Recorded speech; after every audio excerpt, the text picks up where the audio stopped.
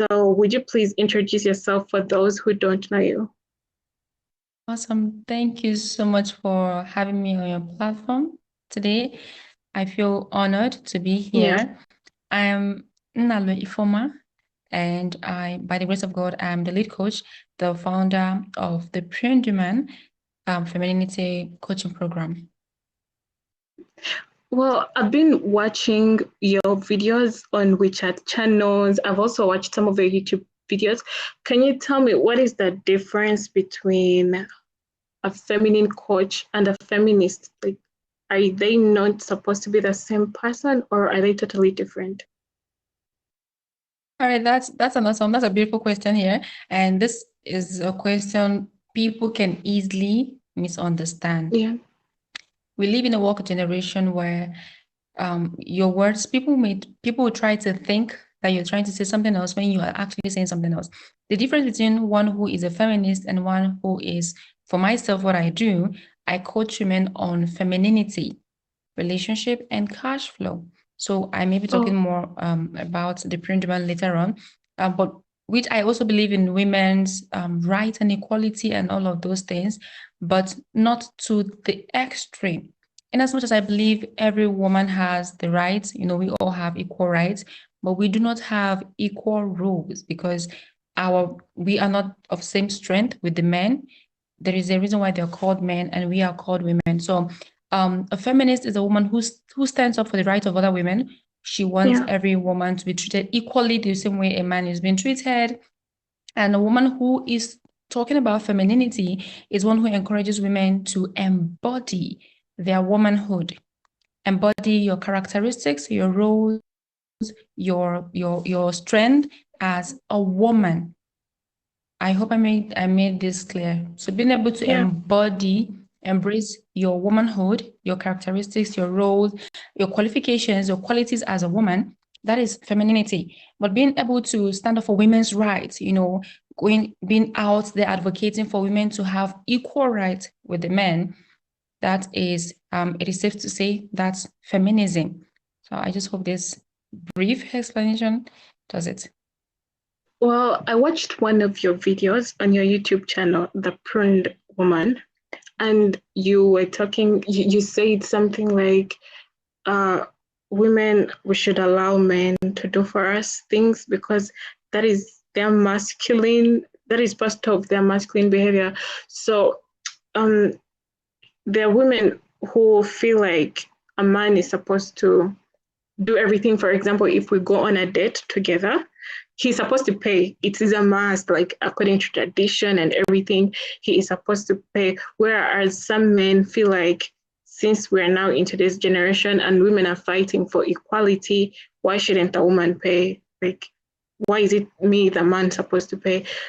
What is your view on who is supposed to pay for a date or anything?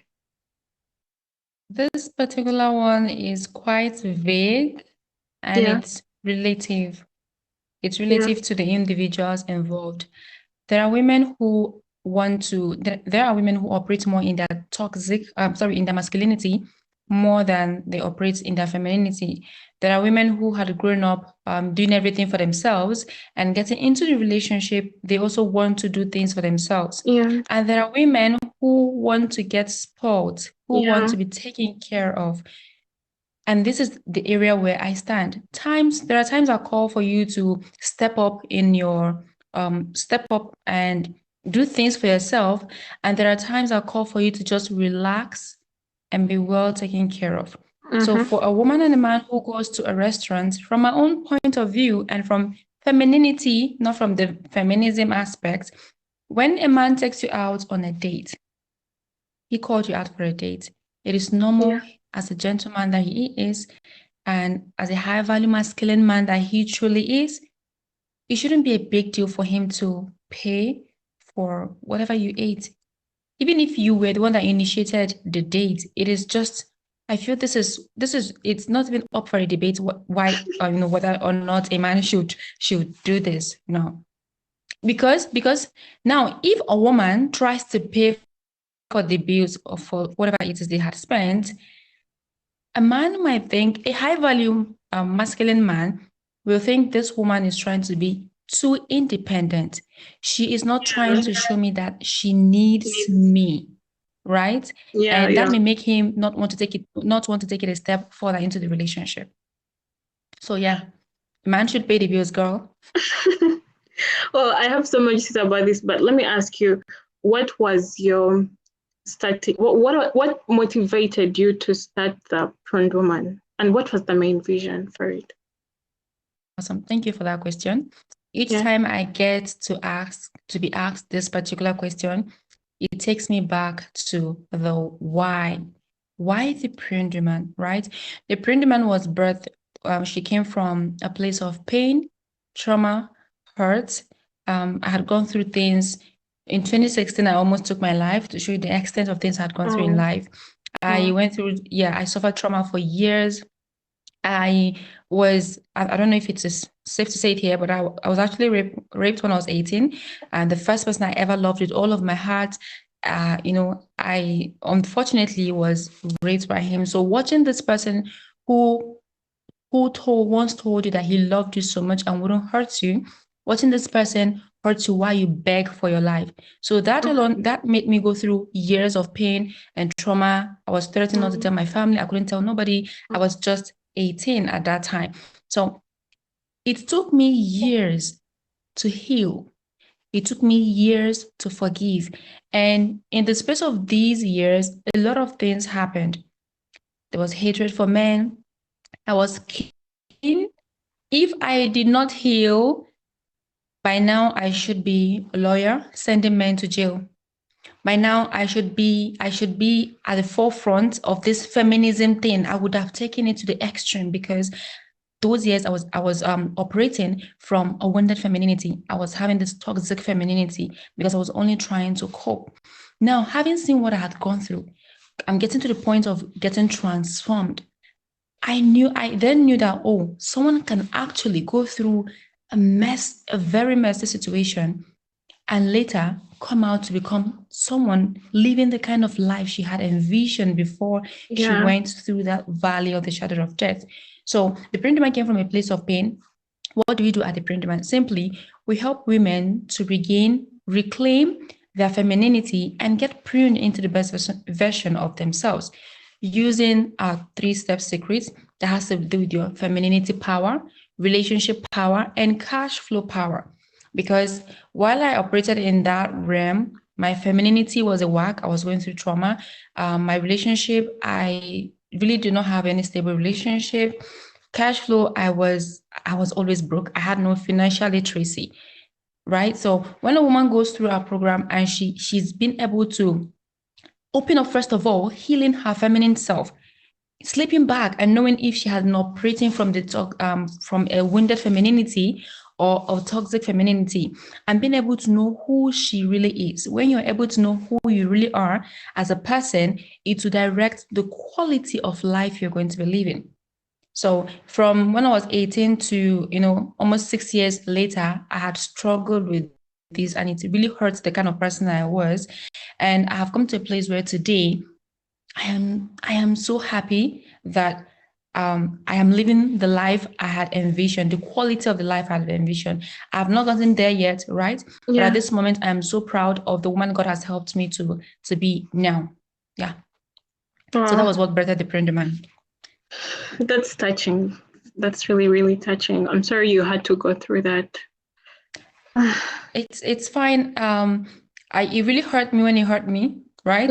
At that time, if I had no, at this moment, I no longer hurt. It's a proof of total healing.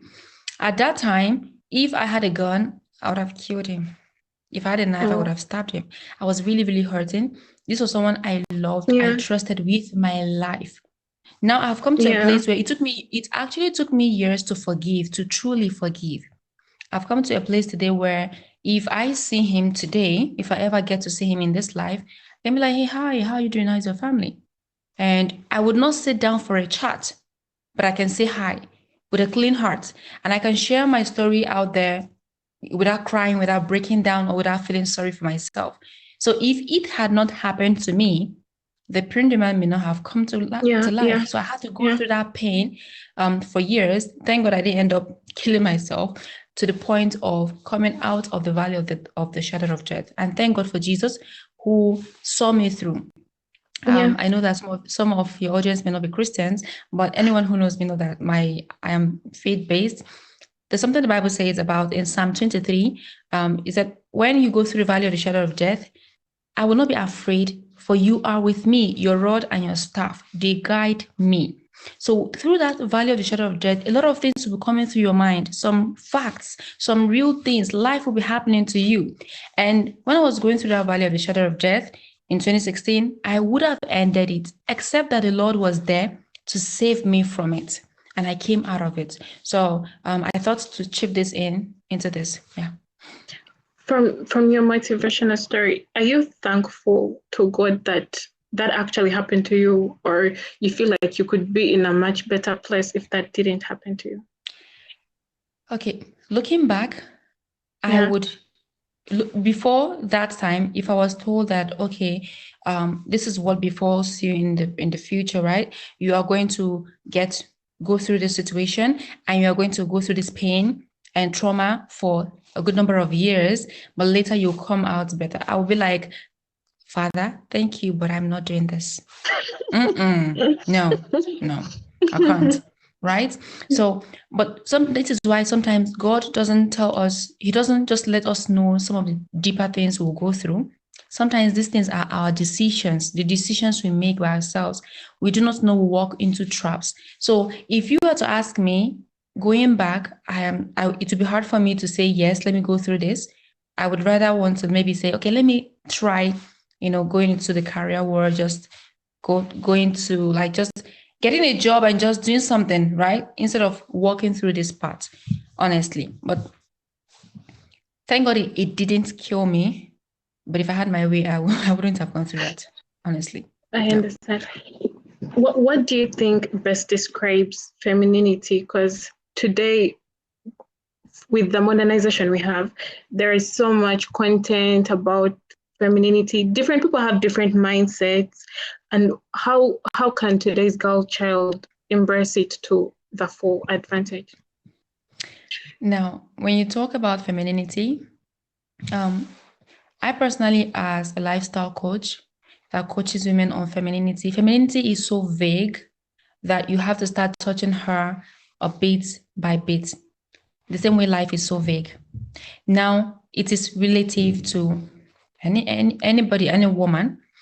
There are people who wake up today, and I see while I was going through this entire process, there is this path of the femininity that I thought I could go through that, but going back to my core values as a person, what defines me, I chose not to embark on gaining that aspect of the knowledge. There's something called the dark femininity.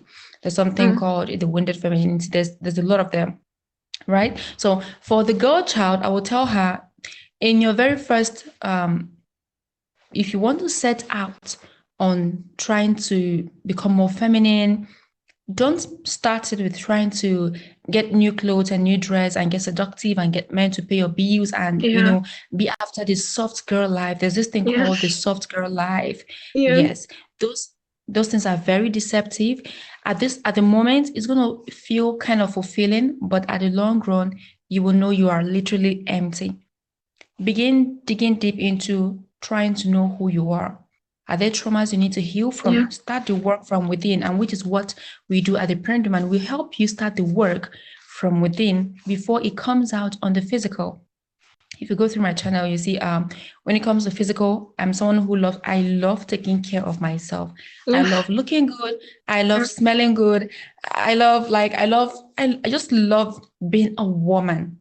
But it started, first of all, from inside of me. It is from what you have on the inside that you can give outside. Yeah. So as a young lady, as a young woman who wants to start out on your feminine journey, please don't look at Instagram and all of the things you see up there. Begin with a soul searching, finding out who you are, and who you are in God, not in some, what I'm about saying, I might bring up some controversies, which is why I said that it is relative. Knowing who you are, not in some universe, in some energies, all of these things will come into place when you're able to know yourself from the lens of who created you, else you're bound to get confused. Femininity is huge, it's vague. So if you're not well directed, you will end up getting confused. Yeah. True. Yeah. Do you feel like femininity is something someone is born with, or do we grow to embrace it as we are growing? You are a woman, Yeah. you're feminine. Yeah. He's a man, he's feminine. As far as I know, there are only two genders on earth that God created, the woman and the man. So as a woman, you're feminine. As a man, he's masculine. But growing up, take my story, for example. I was raped at 18. Today, I am 29. And before today, I had gone through the trauma for over 6 years, right? Then that 6 years of my life molded that teenage girl who entered her early 20s. Yeah. Are you getting what I'm saying? Yeah. It gave me a new perspective. It's messed up my mind on what a woman should be. And the information I moved on with was something I was not supposed to move on with because of what had happened to me. Which is why we all need coaches, mentors in our lives, people who are like our future, people who had already gone there, who had already gone through this path, that are ready to tell us, see, I am your future, you are my younger self. The path you're currently going through now, at the moment may feel fulfilling, but at the long run, it's very empty. Don't end up becoming like me. Or do this so you end up getting better than I am. Yeah. I don't know if you get what I'm saying. Yeah.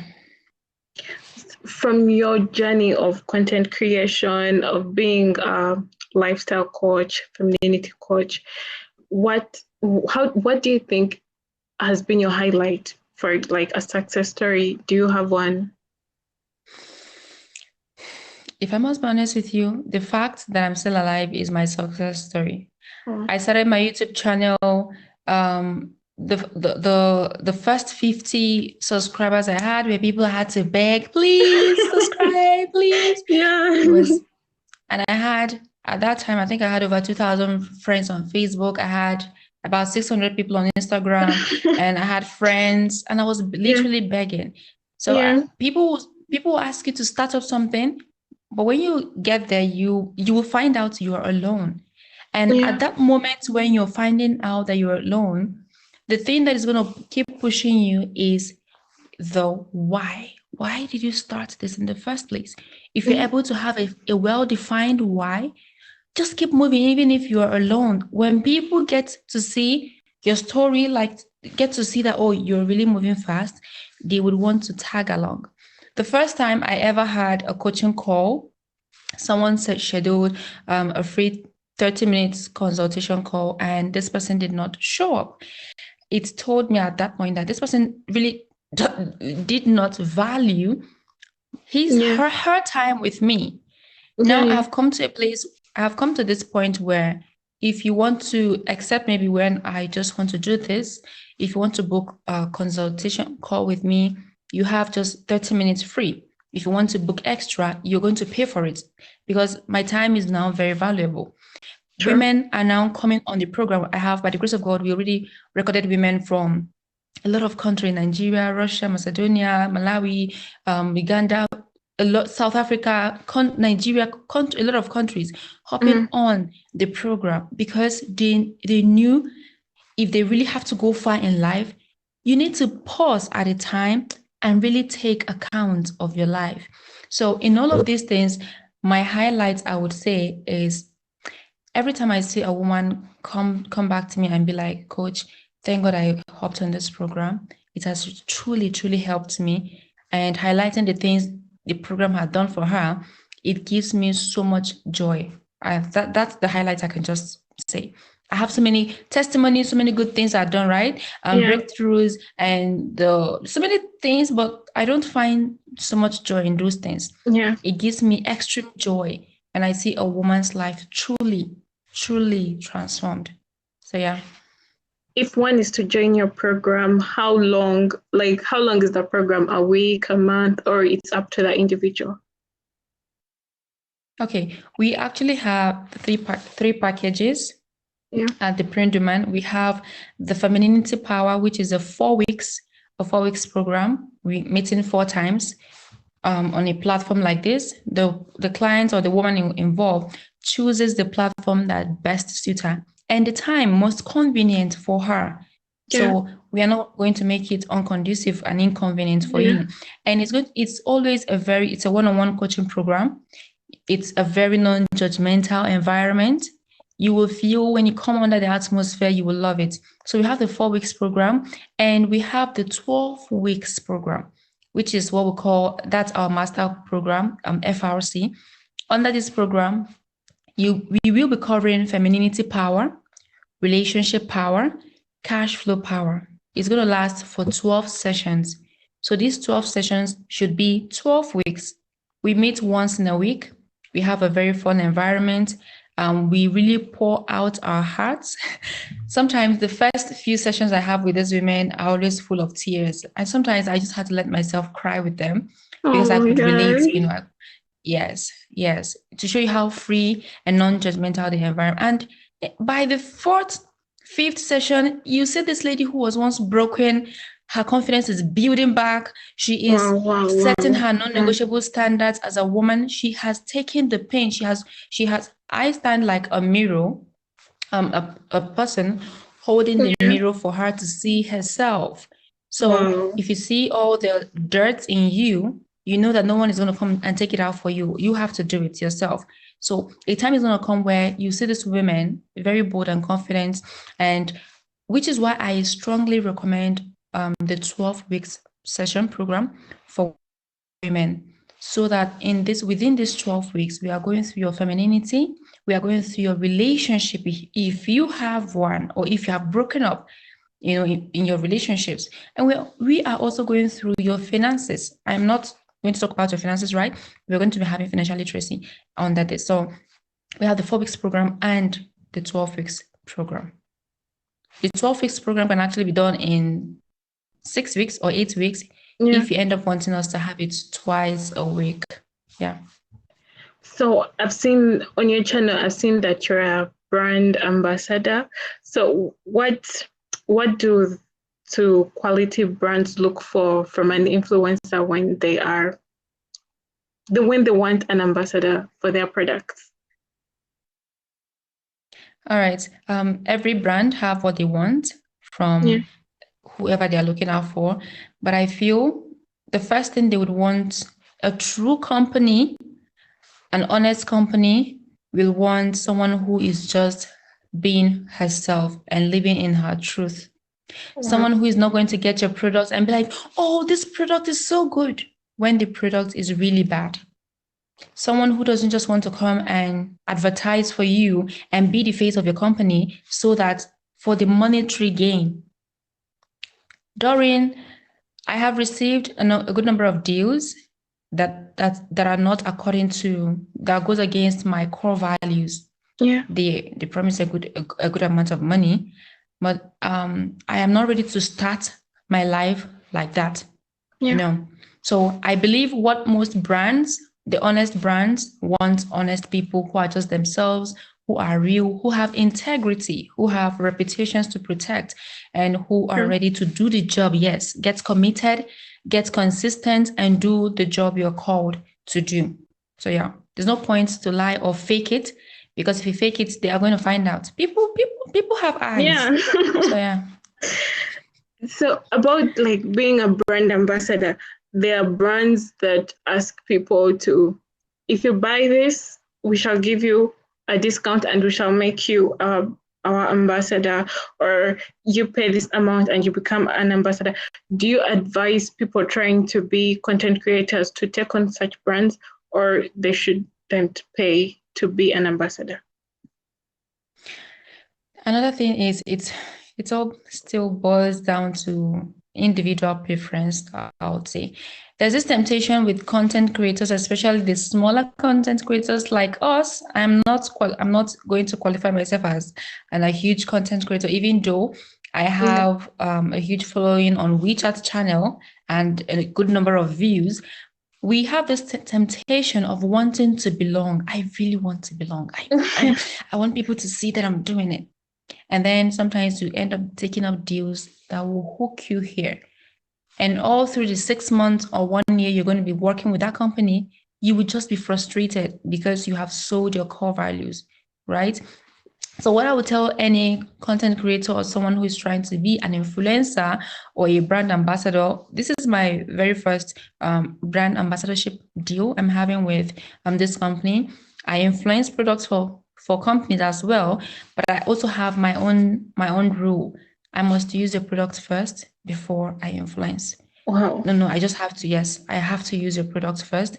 And if I don't like, if it's not, if it doesn't do what it promised, I can send back your product to you and not influence it for you.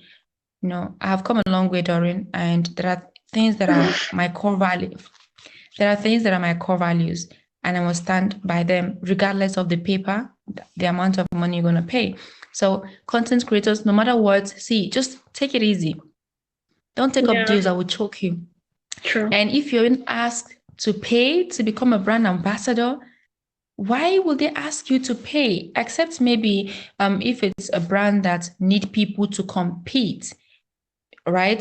So that you can choose someone. And at the end of the day, when you become the brand ambassador, there's this deal for you. There is this money. There are opportunities that it comes with it, but you have to apply for it with other people. If it's something you want to do, that's cool. People do it, but just don't do something that will choke you. So, as a lifestyle coach, have you faced any challenges in your journey, or life has been okay for you? Okay. People who know me on WeChat and WhatsApp, on Facebook and Instagram, I am mostly professional. On my WeChat channel, I'm mostly professional. But people who know me on my WhatsApp story and on my WeChat moment know that I am one of the realest people you can deal with. A couple of weeks ago, I woke up one morning.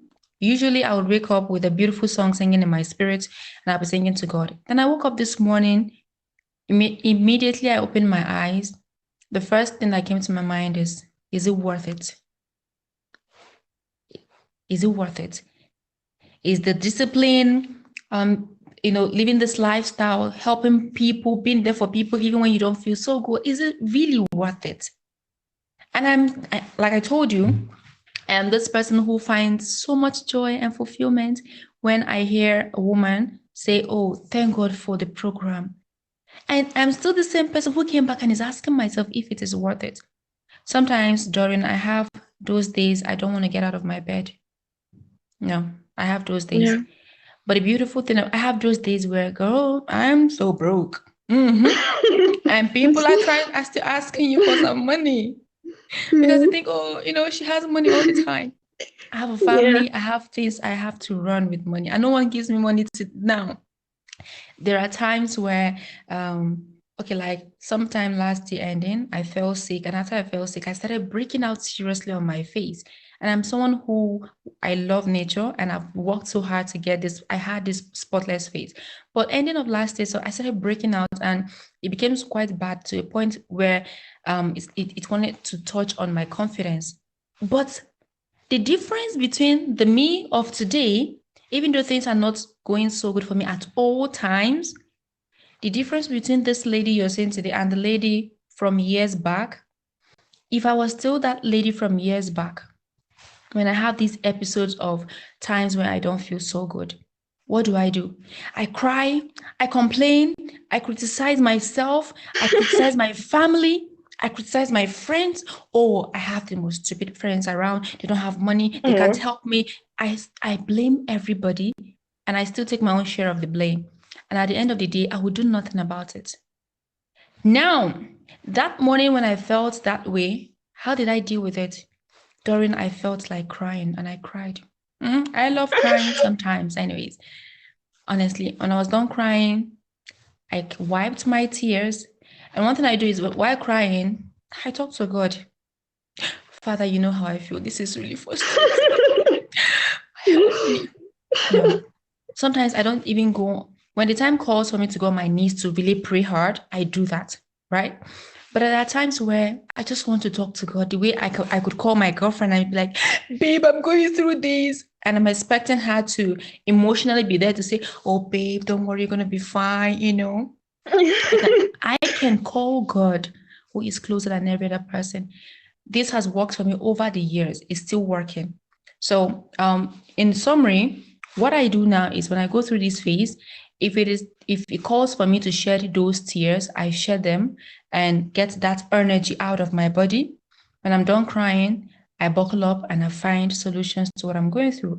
I practice gratitude, and I'm not just grateful to the universe. I'm grateful for the air I breathe, the food I eat, the God helping me that all the food I've eaten in China were not poison to my soul, for my family, for my friends, for the air I breathe, right? For the money in my pocket, for the beautiful people around me. Before I would go around looking for things to be grateful for, you see, I find encouragement again. Another thing is I go through God's word. Girl, you just have to keep moving. True. You just have to keep moving. If you give up, people will pass you. Time will pass you. And when you finally get yourself back, you'll be like, why did I even waste this time? So yeah. So you mentioned that you've been in China. Do you have any advice for people currently living in China? Because we live different lifestyles here. You know how they may treat us, the blacks, how even just fat, skinny, like there is so much segregation and all that. Do you have any advice to people currently living in China? Why are you here? Why are you here in China in the first place? I had, I think about 18 hours flight from Nigeria to China. And before I hopped on that flight, I went through the visa process that takes weeks. If you don't have anybody to help you at the immigration, at the embassy, and getting all these documents. I studied Chinese in Nigeria before I came. I took all those lessons. Why? Why are you here? I think the why behind everything you do can help you keep you disciplined, even when you don't find motivation. If you come to China and you want to club your life around, you want to just flirt around, it's a decision you're making for yourself. Yeah. If you come to China and you're facing, you just have to maybe do one or two bad things, bad. I don't want to call names here. It is a decision you're making. At the end of the day, all our decisions are consequential. You will reap the reward of it.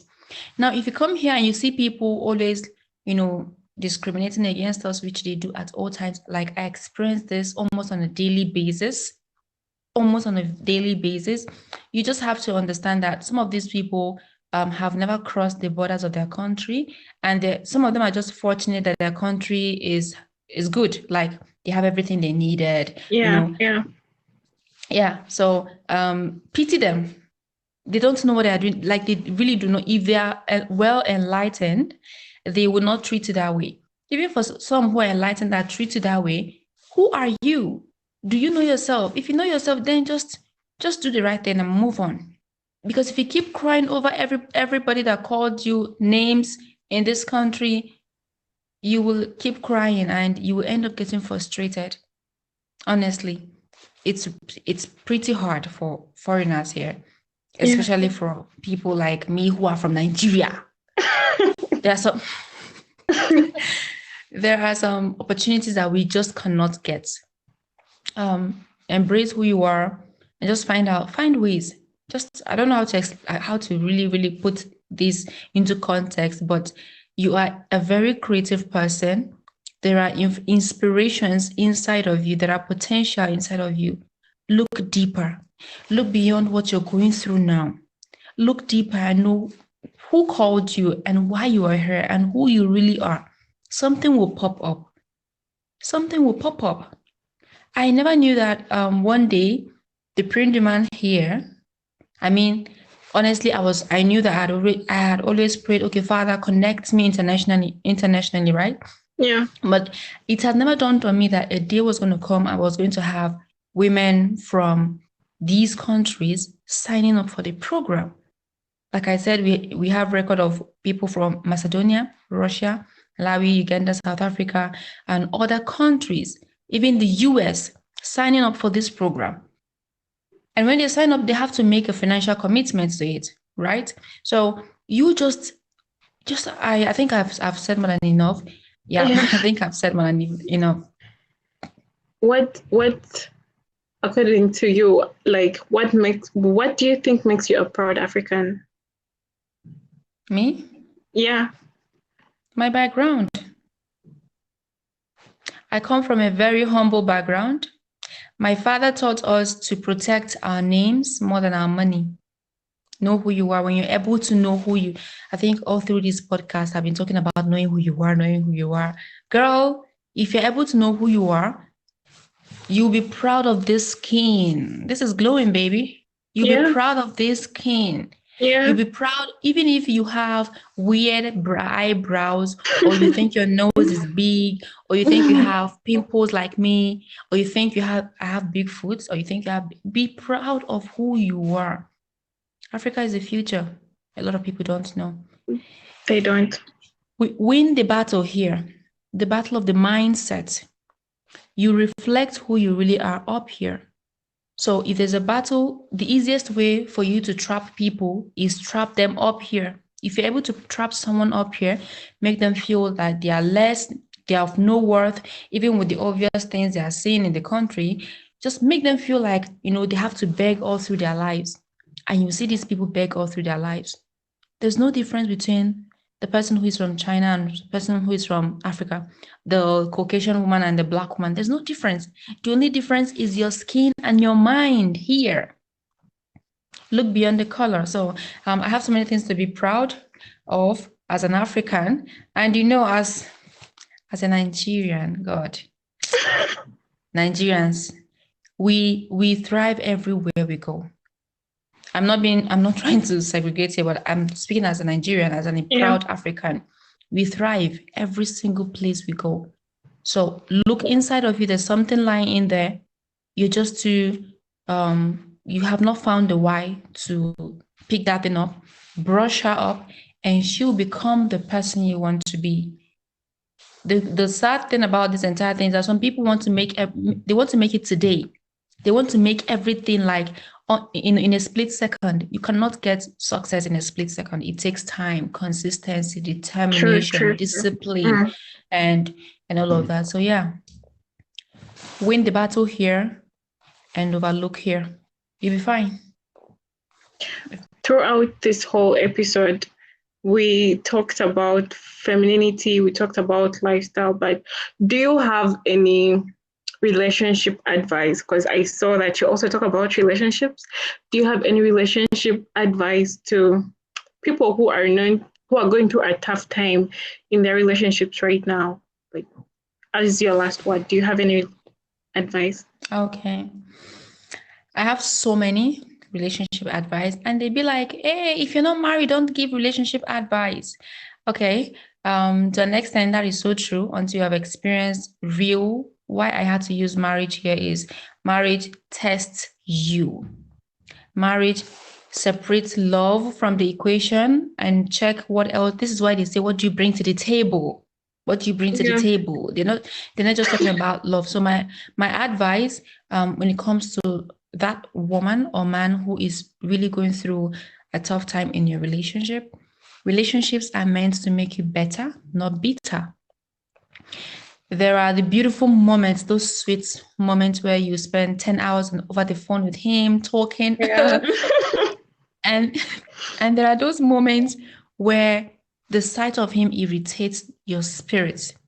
Oh. These things are real in relationship. By the mercies of God, I am married. I've been married for 2 years. I dated my husband for 5 years. So we've been together for 7 years. I think I can say a thing or two when it comes to relationship and marriage.